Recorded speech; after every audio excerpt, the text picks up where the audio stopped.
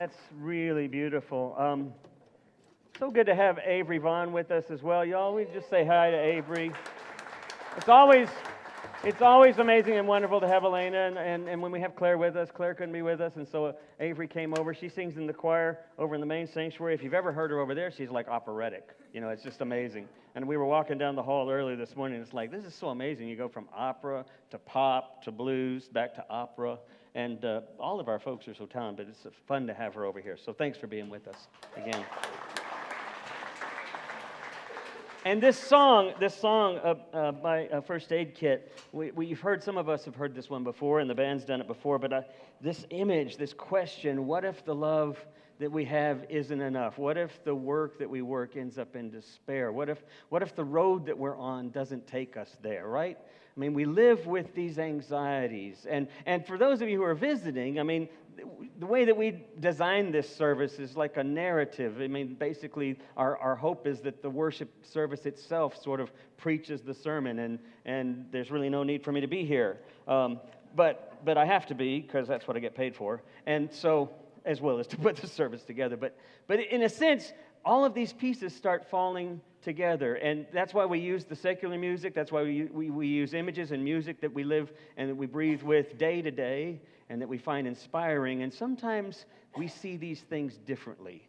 Resurrection is all about seeing, and I'll talk a little bit more about that. But what I want you to leave with, at least one important thing, is that resurrection is less about a ticket or a stamp or a fire insurance, kind of proposal.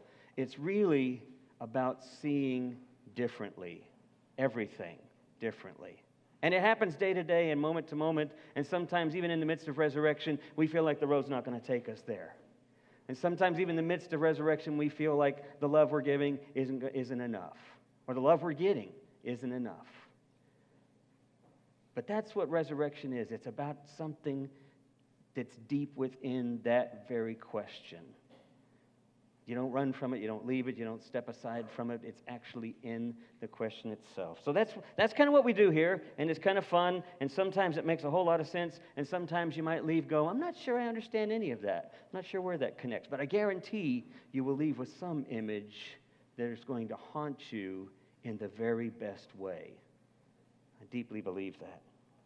So I'm going to tell you a story to start off. Linda tells this story. If you heard her in the service over in the main sanctuary, the two of us are preaching the same text. Linda suggested this story. I said, well, I could rewrite it and say it was my Uncle Mac that said that. And she said, yeah, unless they heard me tell my story. Which one are you going to think they're going to believe isn't lying?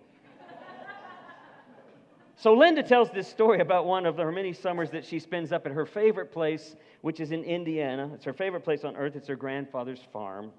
Her grandparents' farm. And I visited the place a few times with her. We'd been dating since teenagers, and I visited there with her. It's got huge maples that line the driveway, and rows of corn as far as you can see in Indiana and on their property. Animals everywhere, farm animals, dogs, cats, chicken, cattle, sheep.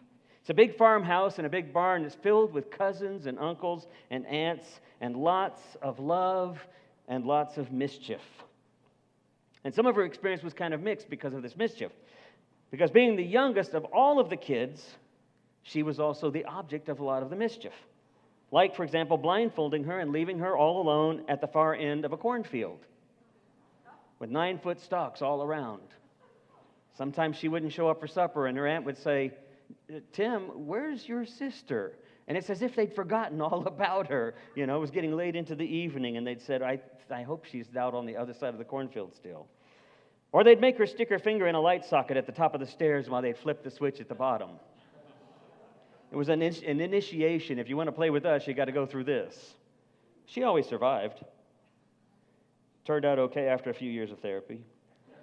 I met her Uncle Jim, and he was an amazing guy. He was huge, a big, muscular farmer, red hair, and he had all these freckles and a great sense of humor that had the family in stitches all the time. One time, when Linda was about 9, she tells this story, how she was eating ice cream with Jim in the backyard after dinner. The sun had already set, and Uncle Jim had stretched his arms, and then he'd said, you know what, it's time to go to bed. Have to get up at the crack of dawn. And this struck Linda as kind of funny. So she asked him, Uncle Jim, is there really a crack of dawn? He said, sure. She said, it's a crack? Like you can hear it? He said, sure you can hear it. Every morning, just as the sun comes up over the horizon, there's a crack, like the sound of a baseball bat hitting the ball. Or maybe it's more like the sound of a tree, a large tree limb snapping after too much weight. But not everyone can hear it, he said. And Linda paused for a moment, and then she looked at him, and she said, then how come you can hear it? Now, the title of this sermon could have been Listening for the Crack of Dawn or the Break of Day, because in some ways the story takes place at the crack of dawn. It's one of my favorite stories. Who doesn't like a good fish tale? And as Kathy recognized when she was reading it, I really appreciate you obviously either knew this from heart or you went back and read it in the Bible itself, but it's the very last chapter of the book of the Gospel of John. And you may remember the rest of the story. It's kind of lengthy, so I didn't want to burden her with reading it, and I thought I'd summarize it. But as the rest of the story goes, when Peter jumps off the boat and he swims 100 yards or so back to the shore, the other disciples are left reeling in, pulling in as much of that net as they can. Takes them some time, so they catch up a little bit later, and they meet Peter and the others gathered around Jesus and a fire, and he's frying fish. It's not usually the story that we think about with the loaves of fishes. I mean, we usually think about the story of Jesus having the Last Supper with his disciples, having the bread and the wine. Or we think of the story of the 5,000 that were fed on the side of the hill when Jesus and his disciples find a little boy with the fish and one loaf of bread and ends up feeding 5,000 with it. Curiously, John is the only one that tells this story. He doesn't have the Last Supper story in his gospel, and he's the only one that tells this story of a morning fish fry. So if this had been the only gospel that had survived, we'd all be having fried fish on communion. It's the second story of the loaves and fishes, and it happens not with great crowds, as I said, but it happens on the beach at the first of the rays. It's interesting in the fact that these disciples are out fishing. 3 years they've been traveling around with Jesus. Their boat's been off to the side somewhere. Their fishing career laid up on the side. They've been traveling all over the countryside with Jesus these 3 years. He's executed, and a few weeks later, they're out on the lake or on the Sea of Galilee, and they're fishing. It's a little strange in the context of what's been happening. So it strikes you, maybe as it does me, a little odd. Because here they are back in this familiar area as if nothing had happened, as if nothing had really changed. Now, the United Methodist Bishop William Willimon, he says this. He says, you have to be a really dull person to walk away from a resurrection and then to have been personally met by the risen Christ, which they have these stories prior to this one of them meeting Jesus after the resurrection, and then you still go back to the way things were, to fishing. But then I think about Easter Sunday, right? And I look out at the crowd today. 2 weeks ago, there were 225 people in here. But now we're kind of back to the way things are, and summer Sundays, and spring Sundays, and busy schedules, and we're back to our routines, and maybe that's just what resurrection people are. We just go back to being normal. Now, they'd been fishing since the early hours, hadn't caught anything. So it wasn't a bad symbol for the way they might have been feeling. Empty, nothing had changed. Jesus wasn't the Messiah they thought he'd be. Then as the morning begins to lift, they look over on the horizon and they see on the beach a man who's waving at him saying, have you caught anything? And they say, no. They don't recognize him. And then he says, well, cast your nets on the other side. And they're thinking, what the heck? They cast their nets on the other side. Suddenly the fish are just dropping. They practically are jumping in the boat, but they're overflowing in the nets. They can't even pull them in without risking falling into the water. And then Jesus looks over and he sees, as the dawn's breaking, he sees it looks like Jesus. And Jesus says, come have breakfast. Peter jumps in the water. A couple of thoughts, just right off the bat. 2 quick thoughts. Just hold on to them as I'm thinking through the rest of this sermon. The first is, if you're feeling completely overwhelmed, stuck in the same patterns, back to the same routine, unproductive, self-sabotaging, maybe you're self-incriminating, maybe you have self-incriminating thinking and thoughts. As always, you're facing an obstacle or challenge, or you're running out of answers, or it doesn't seem like the love is enough to get you there, or the road is going to get you where you need to go. If all of that's happening, maybe you need to cast your nets on the other side. That's the first thought. What is it that Einstein says? You don't solve a problem with the same kind of thinking that got you into the problem. Doesn't necessarily mean turn away, look away. Maybe casting your net on the other side is being willing to go deeper into what's going on. Maybe it's being willing to peel back a little bit to get more into what's happening. Just hang on to that idea. And then the second thought is this that comes to mind, that I think is the most important part of this whole story. And that is the excessive abundance of love and sustenance that the story suggests is at the heart of life. Peter and the others pull out their net, and their nets are overflowing with too much fish. I mean, there is something unnecessary about this story if it were simply meant to be a historical reckoning of Jesus being seen again. I mean, what a waste. All of this fish, there's too much fish. They can't possibly clean all these fish in time. They can't possibly save all these. They have to throw a lot of them back or it all go to waste.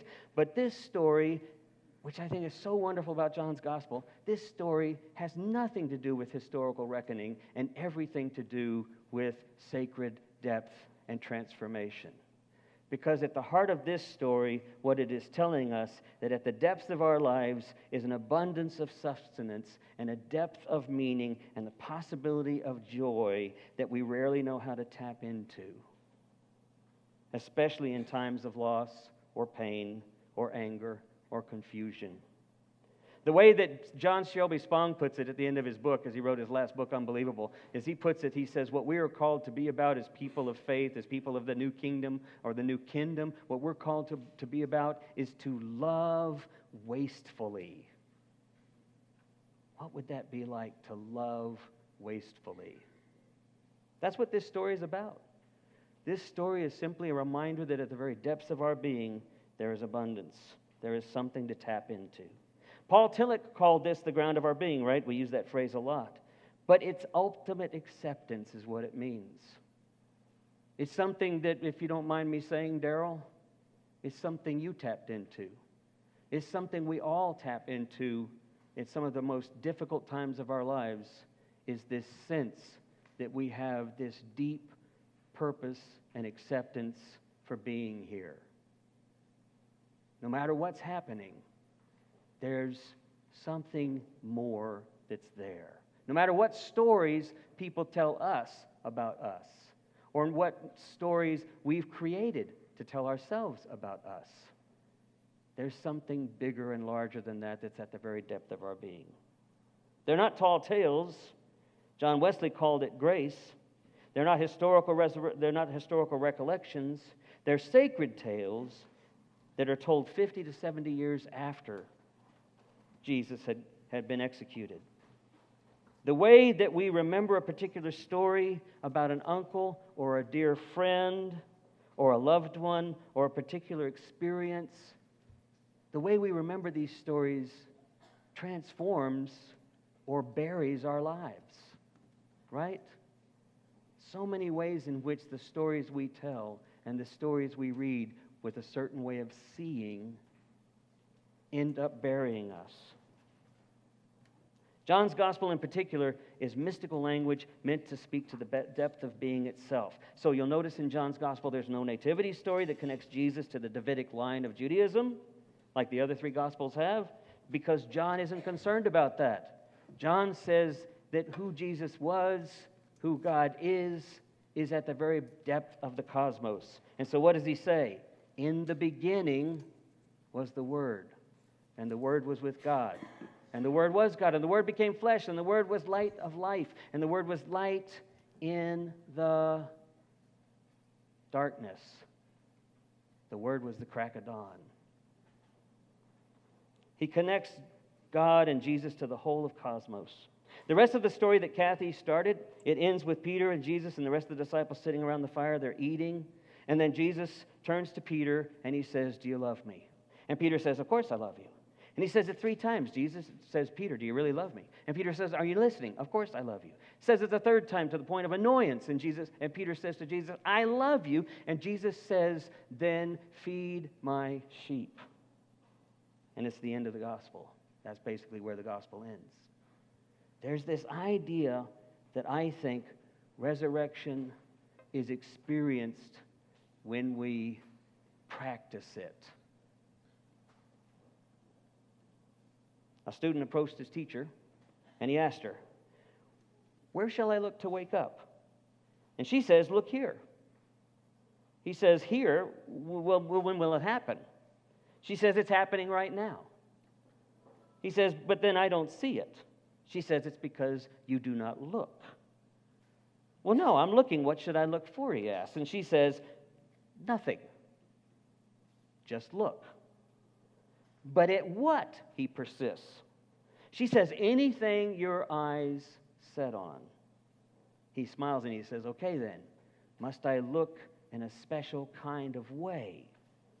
She says, "No. The ordinary way of looking will do." And he says, "But don't I always look in the ordinary way?" And she says, "No, you don't." He says, "Why not?" And she said, "Because, you see, you must be here to be looking. But when you're looking, you're always trying to be somewhere else."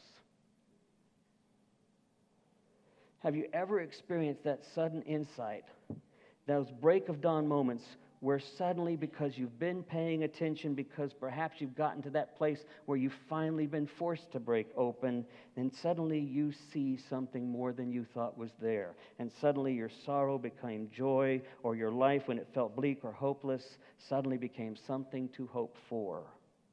The word of Barbara Brown Taylor says it this way: one moment it all looks hopeless, and then the next you see possibilities you never thought were there. One moment your problems look too big to be budged, and the next one you discover their handles on it. One moment the net looks empty, and the next it's overflowing, as if life was there all along in the midst of the darkness. Mark Nepo says it this way: if you're going to be awake, wakefulness is not a destination. It's a song that the human heart keeps singing the way birds keep singing when the light begins to break the dawn. I want to say to you, resurrection isn't a one-time event. Resurrection is not something that happens and it's like an insurance policy, but resurrection is something that we actually have to participate in. It is actually the grunt work, the everyday life that matters. The moment-to-moment tedium, the frustration, the fear, the bursts of insights. It's recognizing that magic comes in the mundane, that hope breaks through the hopelessness. But we have to get there together. Feed my sheep. We have to do it together. That's why the story ends that way. That's why it reminds us that the abundance doesn't happen for you or I in our isolation. It happens for us when we work together. Because feeding someone who's hungry doesn't change them. It provides sustenance, but it changes us. Because visiting someone who's in prison doesn't free them. It provides comfort and contact, but it frees us. Because listening to someone who's dying or who's in pain or grieving doesn't resurrect them, but it connects us to the depths of life in the midst of sorrow and challenges of loss. Resurrection is about practice and how we get there together. So when Linda asked Uncle Jim at the end of her story, she said, "When do you hear it?" Uncle Jim told her this: it takes some courage to wake up in that kind of darkness. Just as you step outside, you're hardly awake. You're kind of groggy. You may still be a little fussy because you really didn't want to wake up. But then you step into the early morning and it's still really dark. At that hour, you can look up in the sky and you can still see all those stars. And it's pretty awesome. And all of a sudden, if you're paying attention, he said, you feel really small, but you don't feel unimportant. It's as if you hear something saying something, as if you almost hear something like a crack that just opens up your ears and you hear something saying, you get to be a part of this. You matter. And then suddenly it's like you just woke up and you smile because even though it's another day, it suddenly feels like something brand new.